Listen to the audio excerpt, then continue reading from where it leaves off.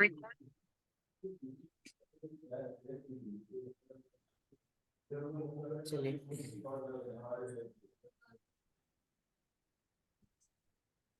तो ज्ञान में और दर्शन में जो प्रदोष करता है, निहन्नव करता है, मात्सर्य करता है, अंतराय और आसादन और उपघात करता है, वो क्या है? उसको ज्ञानावरण और दर्शनावरण कर्म के आश्रव के कारण है। ठीक है।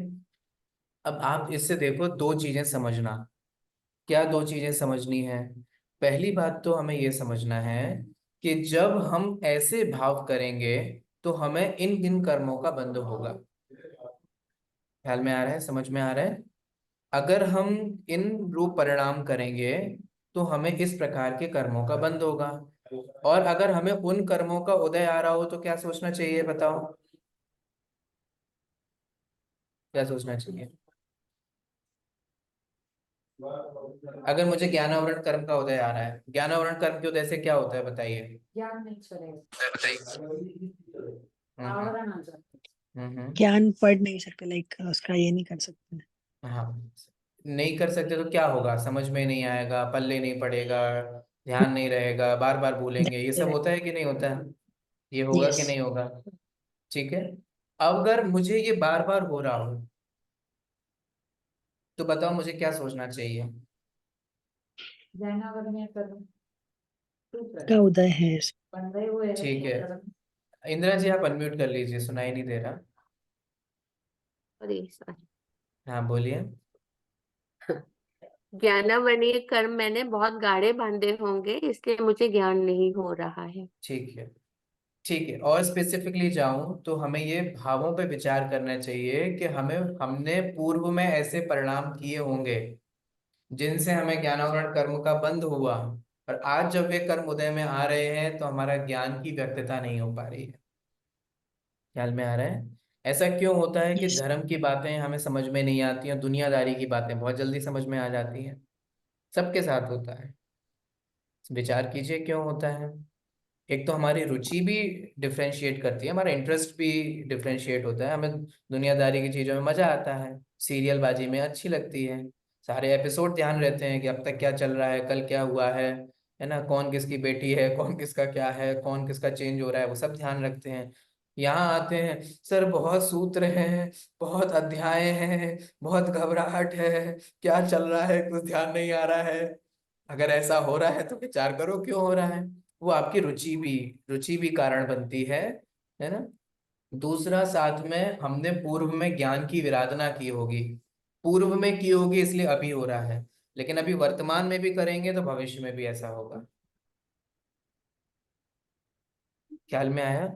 एक मुझे बहुत अच्छा प्रसंग ध्यान में आ रहा है, वो मैं बोले बिना नहीं कह सकता, मैं आपको बताता हूँ। एक, जैसे दिगंबर परंपरा में षट खंडागम ग्रंथ है, आप लोग आगम में पढ़ रहे होंगे, आगम वाले में, और उसकी धवला टीका है, बहुत वास्ट है अपने आप में। अगर आप देखेंगे वो षट खंडागम, उसकी धवला टीका, और उसके कितने ही भागों में है। ठीक है, 16-17 भागों में वो डिवाइडेड है। जब आप उस सबको देखेंगे तो एक बार क्या हुआ, इसके जो संपादक हैं वो एक बार जा रहे थे तो वही बूढ़ी दादी इसका स्वाध्याय कर रही थी। तो उन्होंने कहा कि दादी जी, आपको समझ में आ रहा है? आप पढ़ रहे हो, आपको कुछ समझ में आ रहा है? तो वो कहती हैं, नहीं बेटा, हमें समझ में तो नहीं आ रहा है। तो फिर क्यों पढ़ रही हो जो समझ में ही नहीं आ रहा है ना? धर्म की बात जब तुम्हें समझ में ही नहीं आ रही तो प्रवचन में क्यों जाना? ये इसका आंसर दे रहा हूँ कि हमें प्रवचन समझ में नहीं आते तो हम प्रवचन में नहीं जाएंगे, हमें स्वाध्याय समझ में नहीं आता हम स्वाध्याय में नहीं जाएंगे, हमें क्लास समझ में नहीं आ रही हम क्लास में ही नहीं आएंगे। उसका आंसर आपको आज मिलेगा। तो उनका जवाब बहुत अच्छा था, मैंने प्रेरणा ली इसलिए मैं आप लोगों को शेयर कर रहा हूँ। उन्होंने इतनी अच्छी बात कही कि बेटा, आज जो मुझे समझ में नहीं आ रहा है वो तो मेरे पूर्व के परिणामों का फल है, जिसके कारण मुझे आज समझ में नहीं आ रहा है। लेकिन आज मैं रुचि पूर्वक पढ़ रही हूँ, अभी मैं रुचि पूर्वक पढ़ रही हूँ, विनय पूर्वक पढ़ रही हूँ, है ना। इसका फल तो मुझे भविष्य में मिलेगा, तब मुझे समझ में आएगा, तो मैं अपने भविष्य के समझने की तैयारी कर रही हूँ। कितना सुंदर जवाब है। ये अप्रोच, हमें इतनी पॉजिटिव अप्रोच रखनी चाहिए। आज हमें कोई टॉपिक समझ में नहीं आ रहा है, कोई विषय समझ में नहीं आ रहा है तो गिव अप नहीं करना है, छोड़ नहीं देना है। हमें अपनी रुचि से बिना, इसलिए मैं क्यों बोलता हूँ, आप लोग बैठ करके पढ़िए, क्योंकि ये सब ज्ञानावरण और दर्शनावरण के आश्रव के कारण बनते हैं। चलते फिरते पढ़ना, खाते पीते पढ़ना, विनय पूर्वक जिनवाणी को या पुस्तक को या आगमों को ना रखना, ना उठाना, ऐसे ही पटक देना, ऐसे ही रख देना अपने बैठ माने जहां बैठते हो वहां रख देना, माने इस तरीके से बहुत विनय और अविनय का ध्यान रखना चाहिए। क्योंकि ये सब हमारे ज्ञानावरण और दर्शनावरण के आश्रव के कारण बनते हैं। हमने पूर्व में ज्ञान की विराधना की होगी, इसलिए आज हमारे साथ ऐसा हो रहा है। लेकिन अब भी अगर हम ऐसा ही करेंगे तो फिर भविष्य में भी फिर आप इस साइकिल को ब्रेक नहीं कर पाएंगे। ठीक है, तो वो ब्रेक करना नहीं करना वो आपके हाथ में है। चलिए, तो अब ये सर सब एक जो क्वेश्चन, ज्ञान। हाँ, जी बुक्स जैसे आगम वगैरह की बुक्स हैं, हम लोग कहीं लाने जाए और डिक्की में अगर रख दे और गाड़ी पे बैठना पड़े तो वो भी। कोशिश करना चाहिए कि कोई व्यक्ति हो तो उसके हाथ में पीछे पकड़ा देवे, दे देवे, है ना। या अपने पास कोई एक बैग हो तो बैग कैरी करें, अपने पीछ पीछ पे भी रख सकते हैं। ठीक है, और जब कुछ भी ना हो तो फिर तो क्या ही ऑप्शन बताएं। तो ऐसा करने पर मन में खिन्नता होनी चाहिए, मन में दुख होना चाहिए, एटलीस्ट ये तो फील होना चाहिए कि मैं जो कर रहा हूँ वो गलत है, अविनय है। एटलीस्ट वो भी तो होना चाहिए ना। तो अगर हमें ये फील होगा तो हम अल्टरनेटिव सोचेंगे, कुछ उपाय सोचेंगे, अरे सब्स्टिट्यूट ढूंढेंगे। लेकिन हमारे मन में ही नहीं होगा तो फिर हम कुछ नहीं ढूंढेंगे। हमें लग रहा है कि अभिनय नहीं, कुछ नहीं, क्या हो गया, कोई बात नहीं। जैसे प्रेमचंद का साहित्य है, शेक्सपियर के नॉवल हैं, वैसे ही आगम है, तो फिर आप क्या, आप भगवान ही मालिक है आपका। अगर आप शेक्सपियर की वाणी को और महावीर की वाणी को इक्वल वेटेज दे रहे हो, इक्वल रिस्पेक्ट देते हो, तो आपकी नजर में आगम की क्या वैल्यू है वो समझ में आ जाती है। सही कह रहा हूँ कि नहीं कह रहा हूँ? सही है। विचार करिए, शेक्सपियर और महावीर एक ही हैं क्या? नो। शेक्सपियर और गौतम गढ़र एक ही हैं क्या? तो उनका नहीं। एक जैसा सम्मान होना चाहिए कि उसका विशेष होना चाहिए। विचार करना। चलिए, अब यहाँ पर जो उमा स्वाति आचार्य ने ज्ञानावरण और दर्शनावरण के आश्रव के कारण कहे हैं उसको पढ़ते हैं। सबसे पहला है प्रदोष। प्रदोष, प्रकृष्ट रूप से दोष निकालना। ठीक है, मीनाक्षी जी, आज आप बहुत लेट आए हैं। आपकी वजह से तो हमने 11:15 किया था। मीनाक्षी जी, आवाज आ रही है आपको?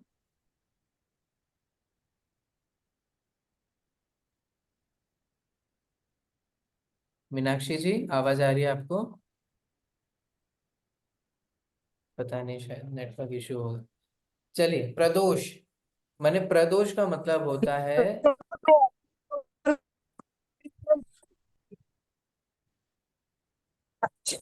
सर देखो ट्रेवल कर रही हूँ मैं तो अभी भी तभी ऑफ रखूंगी।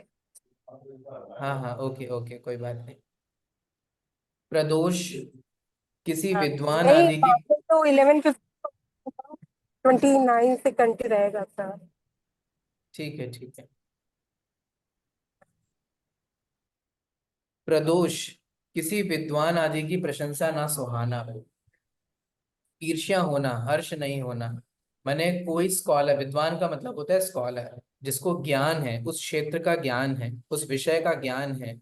आपको नहीं अच्छा लगता, आपको नहीं स्वाद, इसको मेरे से ज्यादा कैसे ज्ञान हो सकता है? आप लोग ऐसा सोचते नहीं होंगे, लेकिन कोई भी ऐसा सोच सकता है।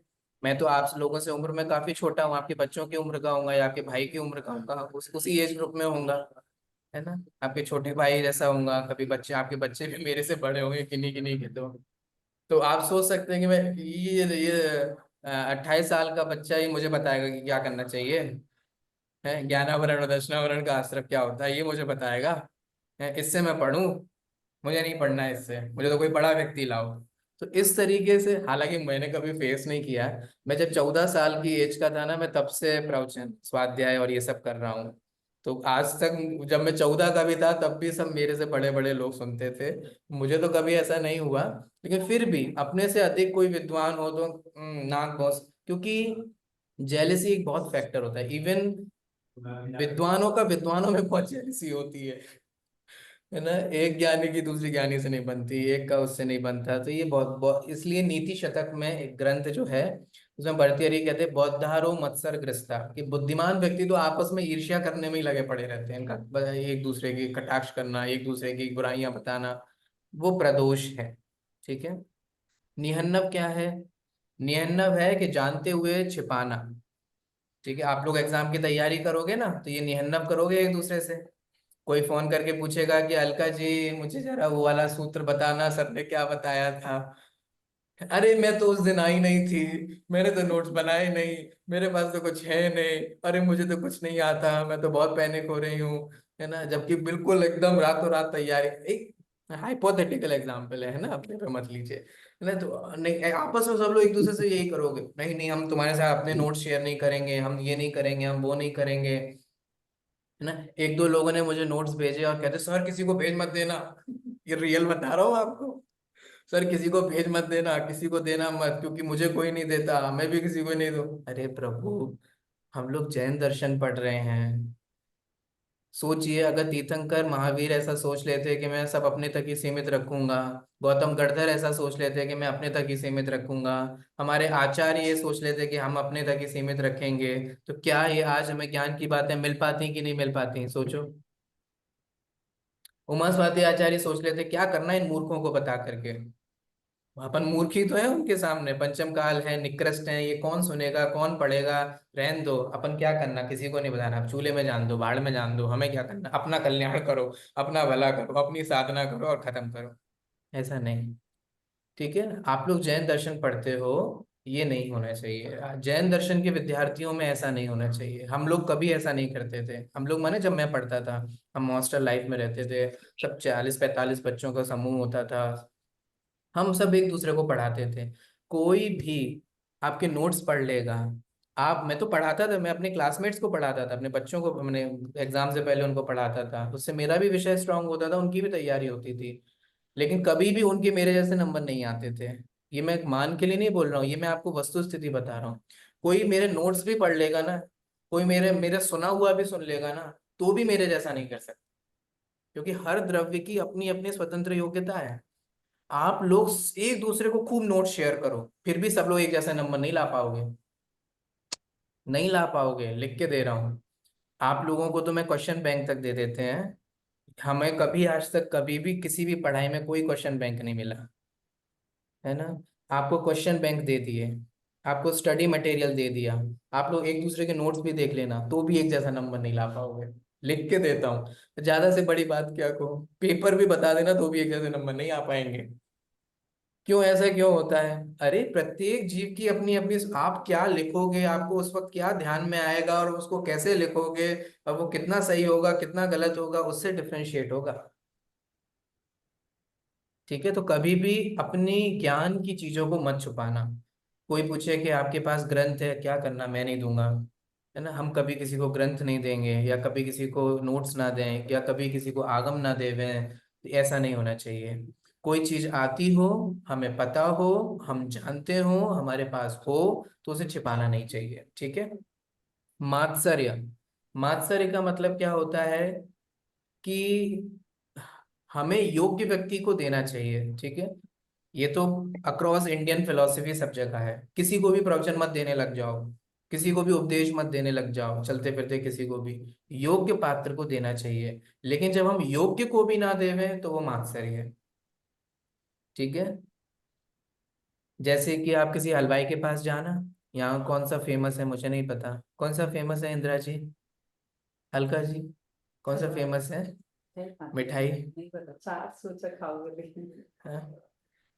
किसी भी हलवाई के पास जाना, उसका जो भी फेमस हो उससे पूछना, और कहना भैया हमें भी बता दो कैसे बनती है ये। क्योंकि हम जैन है ना, हम लोग बाजार का नहीं खाते, हम लोग घर का शुद्ध सात्विक में खाते हैं, आप बता दो हमें कैसे बनती है। बता देगा वो आपको? नहीं बताएगा। नहीं बताएगा। है ना, नहीं नहीं भैया हम बना, हम थोड़ा, आप कहते भी, हम थोड़ा ना कोई दुकान खोल लेंगे, हम थोड़ा ना कोई स्वीट की दुकान खोल लेंगे, वो फिर भी नहीं बताता, मात्सर्य। ठीक है, अगर हम इसको बता देंगे तो फिर ये हमारे यहाँ खाने क्यों आएगा? अगर हम इसको बता देंगे तो ये हमारे जैसा योग्य बन जाएगा। अगर हम तत्वार सूत्र के बारे में सब कुछ आपको बता देंगे, तो फिर आप ही तत्वार सूत्र बढ़ाने लग जाओगे, फिर हमारी क्या वैल्यू रह जाएगी? क्यों, होता है कि नहीं? तो ऐसा नहीं है, जैन दर्शन कहता है कि सब कुछ भी दे दो ना, तो भी आपको अगर पूरी रेसिपी भी बता दी जाए, सब कुछ बता दिया जाए, तो भी हर व्यक्ति अपने अपना अलग अलग लेवल पे ही बनाता है। ऐसे ही अंतराय, अंतराय का मतलब होता है विघ्न उपस्थित करना। कोई पढ़ रहा हो, आराधना कर रहा हो, ज्ञान की आराधना कर रहा हो, आप विघ्न उपस्थित करें। जैसे कि आपके स्वाध्याय का समय हो गया हो, कोई कहे मम्मी हमें ये काम कर दो, वो काम कर दो, अंतराय आ जाता है। जानबूझ करके आपके उस समय की, माने आपको पता है कि कोई व्यक्ति इस टाइम से लेकर इस टाइम तक स्वाध्याय करता है, पढ़ता है, क्लास अटेंड करता है, हाँ उसी समय विघ्न उपस्थित करो ताकि वो पढ़ ना पाए, वो सुन ना पाए। ठीक है, ये क्या है, ये अंतराय है। आसाधन क्या है, प्रशस्त ज्ञान का वचन और काय से वर्जन करना, माने जो अच्छी चीज है उसका निषेध करना। जैसे कोई कहे कि वाह उन्होंने कितना अच्छा पढ़ाया, क्या अच्छा पढ़ाया, कौन सी बड़ी बात है, हर कोई पढ़ा लेता है, देख के तो पढ़ा रहे हैं, ऐसा ही तो कर रहे हैं, हम तो पढ़ा लेंगे, हम तो अच्छा। आप समझ रहे हो, मैंने अच्छा ही नहीं लगना, क्या है, कौन सी बड़ी बात है, वो तो हम भी कर लें, वो तो हम भी ऐसा कर लें। इस तरीके से जो उत्तम ज्ञान है उस ज्ञान के वर्जना करना, है ना, उसको उसको पसंद ना करना, उसकी निंदा करना। और उपघात क्या है, उपघात है कि आप उसकी निंदा ना करके उसमें दोष लगा रहे हो, है इन्हें कुछ नहीं आता, कुछ नहीं आता इनको, ऐसा नहीं ऐसा है, वैसा नहीं ऐसा होता है, ये कुछ जानते भी हैं, इन्होंने गलत बोला है, इन्होंने ऐसा बोला है। इस तरीके से ये जो प्रवृत्ति है वो क्या कहलाती है, वो कहलाती है उपघात। ठीक है, तो सर वो जो आसादन है और प्रदोष, ये दोनों सेम हो गए कि जो आसा ज्ञानी की मतलब उनको आसादन है, एक्सेप्ट नहीं करना। आसादन है आदर नहीं करना, रोकना, और प्रदोष है उसमें ईर्ष्या भाव रखना। ईर्ष्या actually मात्सर्य आता है। हम्म, ईर्ष्या भाव मात्सर्य नहीं है। हाँ वो भी सब आपस में एक दूसरे के भाव है।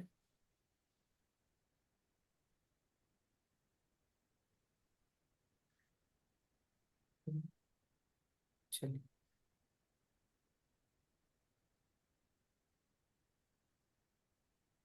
ठीक है, ये हमने ज्ञान से संबंधित घटाए, ऐसे ही दर्शन से संबंधित लगाना। ठीक है, किसी किसी पदार्थ के को देखना नहीं, उसकी प्रशंसा नहीं करना। ठीक है, कोई किसी चीज के बारे में आपने देखा हो, जाना हो, देख कर भी उसको नहीं बताना, है ना। मात्सर्य, किसी किसी को किसी से मिलने नहीं देना, किसी को कोई देख रहा हो, दर्शन कर रहा हो, उसमें अंतराय डालना। ठीक है, जैसे जो मंदिर आदि में जाते हैं या साधु आदि की वंदना करते हैं, तो हमें ये ध्यान रखना चाहिए, अगर कोई सामने खड़ा है और कोई दर्शन कर रहा है तो हम उसके सामने से ना निकलें। ये मैंने बेसिक कर्टसी है, क्या बोले, बेसिक एथिक्स है, एटिक्वेट्स हैं, है ना, कि सामने कोई खड़ा है तो उसके सामने से निकल गए, उसके सामने आके खड़े हो गए। तो ये तो, है ना, इस तरीके कोई दर्शन कर रहा हो, कोई साधु की वंदना कर रहा हो, प्रतिमा के दर्शन कर रहा हो, है ना, तो उसके सामने ना आना, उसमें अंतराय ना डालना। कोई देख रहा हो, आपने पर्दा डाल दिया, है ना, अच्छे से कपड़े पहन। इन सब चीजों को, तो ये जो ज्ञान से संबंधित है वो ज्ञानावरण का कारण बनता है, जो दर्शन से संबंधित है वो दर्शनावरण का कारण बनता है। ठीक है, तो इस प्रकार से प्रदोष, नियंडव, मात्सर्य, अंतराय, आसादन और उपघात, ये ज्ञानावरण और दर्शनावरण कर्म के आश्रव के कारण बनते हैं। चलिए 5 मिनट और है अपने पास, एक अगला सूत्र और पढ़ लेते हैं, बहुत अच्छा है। अगला यहाँ पर असाता वेदनीय को बता रहे हैं, असाता वेदनीय के आश्रव के कारण। ठीक है, अगर आप लोगों के बारे में बताऊं ना, मैंने अभी अभी प्रेजेंट में देखना हो, ठीक है, तो प्रेजेंट में इसको ऐसे समझिए, जैसे आप ऑनलाइन जुड़ते हैं ना, तो जब हम ऑनलाइन जुड़े हैं, अपना माइक ऑन कर लिया है, पीछे बैकग्राउंड में कुछ भी चल रहा है, लोगों को सुनाई नहीं दे रहा, तो अंतराय हो रहे हैं, माने हमारे असावधानी के कारण। अब वो अंतर है कि आपको पता है कि नहीं पता है, ज्ञात और अज्ञात भाव में अंतर पड़ जाता है। ठीक है, अगर आपको पता है आपका माइक माइक ऑन है, लोगों को डिस्टर्ब हो रहा है, फिर भी आप डिस्टर्ब कर रहे हैं, सुनने नहीं दे रहे हैं, क्लास में विघ्न उपस्थित कर रहे हैं, ठीक है, तो उस तरीके से तब भी ज्ञानावरण और दर्शनावरण के कारण का, माने आश्रव का कारण बनता है। ठीक है, कोई क्लास ले रहा है, उसकी क्लास बंद करवा देना, है ना, इस तरीके से ये भी सब ज्ञानावरण दर्शनावरण के कारण बनते हैं। अभी इस कॉन्टेक्स्ट में अगर आपको समझना हो। ऐसे सब चीजें लगाई है ना, कोई पढ़ा रहा हो, अरे ठीक है क्या करना, अपन तो ज्वाइन होके बैठ जाते हैं, सुनना नहीं सुनना अलग बात है, तो उस तरीके की ज्ञान के प्रति अनादर अनादर भाव रखना, आप इसको समझिए। ज्ञान, ज्ञान के साधन, ज्ञान को बताने वाले, उन सभी को लेना है। माने आगम, स्वाध्याय, जिनवाणी, उसकी क्रिया, उसको बताने वाले, समझाने वाले, है ना, उन सब के प्रति अनादर भाव रखना, अविनय का भाव रखना, ठीक है, यथा योग्य विनय नहीं करना, वो सब ज्ञानावरण और दर्शनावरण के आश्रम का कारण बनता है। ठीक है, तो बहुत अधिक विनय होनी चाहिए, क्योंकि बात, और विनय के बारे में आप देखो, मैं तो जब पढ़ता हूँ, जैसे कि आप चाहे श्वेतांबर आगमों को देखिए, दिगंबर आगमों को देखिए, बहुत विनय के बारे में लिखा गया है। देखिए ना, दशवैकालिक, उत्तराध्ययन, साधु को कितना विनयवान होना चाहिए और विनय की कितनी इंपॉर्टेंस उसमें बताई गई है साधु के जीवन में। तो जब विचार करो, जब साधु के लिए विनय कही गई है, तो श्रावकों के लिए, श्राविकाओं के लिए अविनय होगा। बहुत ज्यादा। सोचिए, हमें तो कितनी विनय की आवश्यकता है। ठीक है, तो वो विनय होना चाहिए, अनादर नहीं होना चाहिए, अवज्ञा नहीं होना चाहिए। ठीक है, वो सब है। चलिए, आई होप आप समझ गए होंगे। होशियार को इतना ही इशारा काफी है, वरना तो कितने लेक्चर दे दो क्या क्या होना चाहिए, वो कोई सेंस नहीं है। ठीक है, चलिए, तो अगले सूत्र की ओर बढ़ते हैं। अगला है असाता वेदनीय के आश्रवों की चर्चा। बहुत इंटरेस्टिंग है, आपको इसमें नए फैक्ट्स दिखाई देंगे, नई चीज समझ में आएगी, आपको देखना है इसमें। मैं सूत्र बोलता हूँ। दुख, शोक, तापा क्रंदन, वद परिदेवनान्य, आत्म परोभय स्थानान्य सद्वेदस्य। ये किसके कारण है? असद वेदस्य। असत माने असाता, वेदस्य माने वेदनीय। ये असाता वेदनीय के आश्रव के कारण है। असाता वेदनीय जानते हैं ना आप लोग? बहुत सुना है, हर महाराज से अपन पूछते हैं, आपस में भी एक दूसरे से पूछते हैं, सब साता है, सब साता है, सब साता है, सब सुख साता है ना? वो सुख साता किस कर्म की वजह से रहती है भैया? साता वेदनी की वजह से। जीवन में असाता किस कर्म की वजह से आती है? असाता वेदनी के। अब वो जो असाता वेदनी है, वो बंधता कैसे है वो बता रहे हैं। अगर बंधेगा ही नहीं तो उदय में भी नहीं आएगा। देखिए, दुख, शोक, ताप, आक्रंदन, वध और परिदेवन। किसमें? परिदेवन। अन्य आत्म परोभय स्थान्य, परिदेवन, परिदेवनान्य, आत्म परोभय, खुद में या दूसरे में। आत्म परोभय, अपने में या दूसरे में, या दोनों में। आत्म, पर और उभय, ये समझ में आ रहा है? उभय माने दोनों में। आत्म माने अपने में, पर माने दूसरे में, उभय माने दोनों में, अपने में भी और दूसरे में भी। खुद को या दूसरे को या दोनों को एक साथ दुख करना, शोक देना, ताप करना, आक्रंदन करना, वध करना या परिदेवन, ये किसके कारण है? असत वेदस्य, ये असाता वेदनीय के आश्रव के कारण है। सूत्र समझ में आया? दुख, शोक, ताप, आक्रंदन क्या होता है वो अभी हम समझेंगे, लेकिन सूत्र की मीनिंग समझ में आई? स्वयं को, दूसरे को या दोनों को दुख पहुंचाना, शोक करना, ताप करना, आक्रंदन करना, वध करना, परिदेवन करना, ये किसके कारण है? ये असाता वेदनीय के आश्रव के कारण है। ठीक है, समझ में आया आप लोगों को? सूत्र की मीनिंग समझ में आई? ठीक है, अब इसकी जो एक्सप्लेनेशन है, अभी समय अपना हो गया है, वो एक्सप्लेनेशन अपन कल कर लेंगे। ठीक है, अब आप लोग विचार करना कि इससे आपको क्या समझ में आया, मैं कल पूछूंगा। सूत्र की मीनिंग समझ में आ गई ना? अपने में, दूसरे में या दोनों में दुख करना, शोक करना, ताप, आक्रंदन, वध और परिदेवन, ये किसका कारण है? असाता वेदनी का। इससे आपको क्या समझ में आया? ठीक है, वो मैं आपसे कल पूछूंगा। ठीक है, अभी आप लोग को कोई क्वेश्चन हो तो पूछ लीजिए। नहीं? चलिए, तो फिर अभी की क्लास को अपन यहीं पर समाप्त करते हैं।